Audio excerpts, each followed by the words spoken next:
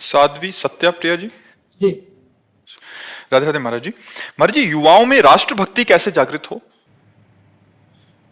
देखो, जब तक हमारा हृदय स्वार्थ की मलिनता से युक्त है तब तक वो भगवान के प्रति समर्पण या राष्ट्र के प्रति समर्पण नहीं होता।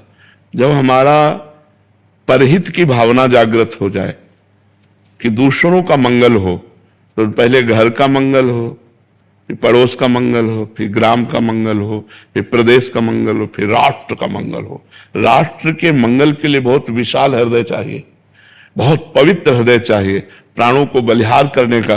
जैसे हमारे पास आर्मी के जवान आते हैं, वो अपनी समस्या रखते हैं कि जब मैं घर से छुट्टी से चलता हूं, मेरे परिवार के जनों के आंसू होते हैं और बच्चा उंगली पकड़ के कहता, पापा कब आओगे? तो मुझे विश्वास नहीं कि दोबारा मैं आ पाऊंगा कि नहीं। तो महाराज जी, हृदय फटता है। तो हम कहा, फिर भी आप वो सेवा कर रहे हैं कि आप रात को जब जगते हैं तो हम चैन से सोते हैं। अगर आप ऐसे बलिदान ना करें तो हम सुरक्षित ना रहें। धन्य है आपका जीवन। और हम एक सन्यासी का और एक सैनिक का जीवन समान कोटि से रखते हैं कि वो भी संसार का त्यागी और वो भी संसार को त्याग कर प्राणों को बलिहार करने के लिए खड़ा हो। तो जब तक हमारे युवाओं में स्वार्थ बुद्धि का त्याग नहीं होगा, स्वार्थ बुद्धि में वासनाएं रहती है और परमार्थ बुद्धि में उपासना रहती है। जब हमारी परहित भावना जागृत हो, और ये परहित भावना बिना अध्यात्म ज्ञान के नहीं जागृत होती, थोड़ा ना थोड़ा तो अध्यात्म ज्ञान होना चाहिए। अगर हमारी इंद्रियों की विलासिता, खान पान की विलासिता, व्यसन की वासनाएं ये बढ़ती गई तो युवा सब असमर्थ होते जाएंगे। वासना असमर्थ कर देती, खोखला कर देती है, और उपासना समर्थ करती है।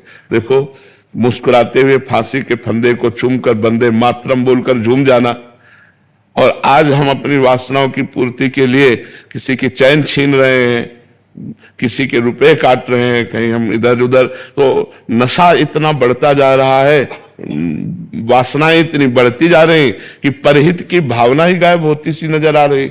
दूसरे का हित हो। अब देखो, एक जवान आदमी बैठा है और एक बूढ़ी माँ खड़ी है, उसको इतना ज्ञान नहीं है कि ये वयोवृद्ध है, हम खड़े हो जाते हैं, हमें कोई परेशानी नहीं, लेकिन इसको खड़े होने में भी परेशानी। परहित की भावना नहीं रह गई। जवान बेटा अपने माता पिता को तिरस्कार कर रहे हैं। जब अपने माता पिता को तिरस्कार कर रहे हैं तो राष्ट्र की भावना उनमें कैसे पुष्ट हो जाएगी? पूरे राष्ट्र को सुख देने की भावना। तो हमें लगता है शास्त्रों का स्वाध्याय, संतों का संग, पवित्र भोजन, यही हमें राष्ट्र भावना को पुष्ट करेगी। यदि हम नशा करेंगे, गंदा भोजन करेंगे, गंदे आचरण करेंगे, तो हमें अपनी सुरक्षा की भावना नहीं रह जाएगी, हमें अपने समाज की सुरक्षा की भावना नहीं रह जाएगी, फिर राष्ट्र की सुरक्षा। और शराब पीना, ड्रग्स लेना, हुक्का पीना, ये सब अपने जीवन को नष्ट कर देने वाली बातें हैं। जिन भाइयों में हैं उनको छोड़ देना चाहिए। अपने कम से कम परिवार का तो हित देख लो, अपना हित देख लो, फिर धीरे धीरे ग्राम, नगर, प्रदेश और राष्ट्र तक पहुंचो। मनुष्य जीवन इस तरह व्यर्थ करने के लिए नहीं मिला कि हम किसी व्यसन के अधीन हो जाएं, किसी वासना का शिकार बन जाएं। हम भगवान के बल से बलवान होकर अपने पूरे देश को, पूरे विश्व को आनंद प्रदान करें। ये तो अध्यात्म बल ही उनको पुष्ट कर सकता है। राष्ट्र सेवा के अंतर्गत क्या क्या आता है? सब कुछ आता है। माता पिता की सेवा राष्ट्र सेवा के अंतर्गत ही आती, परिवार की सेवा राष्ट्र सेवा के अंतर्गत ही आती, पूरे ग्राम की सेवा राष्ट्र के अंतर्गत आती, अपने को संभाल लेना राष्ट्र सेवा के। हम भी तो राष्ट्र का एक हिस्सा है, हमारा शरीर भी तो राष्ट्र का एक हिस्सा है। अगर हम व्यसन नहीं करते, हम कोई पापाचरण नहीं करते, धर्म से चलते हैं, तो अपने राष्ट्र की सेवा कर रहे हैं। हम एक समाज के एक अंग हैं। अगर हम एक गंदे हैं तो हमारा समाज के एक अंग गंदा है, हमारे राष्ट्र का एक अंग गंदा है। अगर हम अपना सुधार करते हुए दसियों को सुधार के मार्ग में ले चले तो हम राष्ट्र सेवा ही कर रहे हैं। नहीं कि बॉर्डर पे ही सेवा हुई राष्ट्र? नहीं नहीं, बॉर्डर और अंदर सब जगह सेवा होनी चाहिए। अंदर भी तो हमारे जो दुर्वासना रूपी शत्रु है उसको परास्त करना है ना। वो अध्यात्म के बिना परास्त नहीं होता।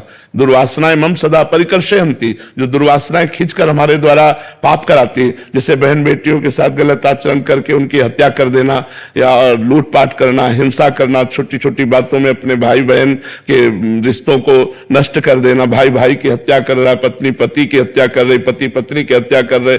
ये सब जो दुर्वासनाओं का खेल है, ये जो मतलब गंदी बातें अंदर आ गई, जो हिंसात्मक वृत्तियां आ गई, इनका त्याग हो तभी हमारी राष्ट्र सेवा होगी।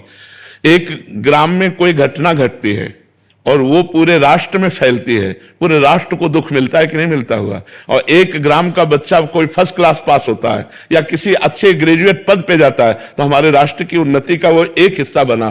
तो हमें राष्ट्र सेवा का मतलब केवल बॉर्डर पे गोली चलाना ही नहीं है।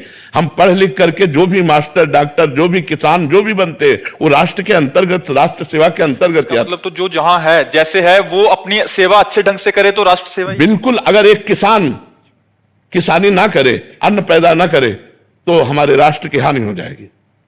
वो अपनी जगह, अगर एक मास्टर बच्चों को शिक्षा ना दे तो हमारे राष्ट्र की हानि हो जाएगी।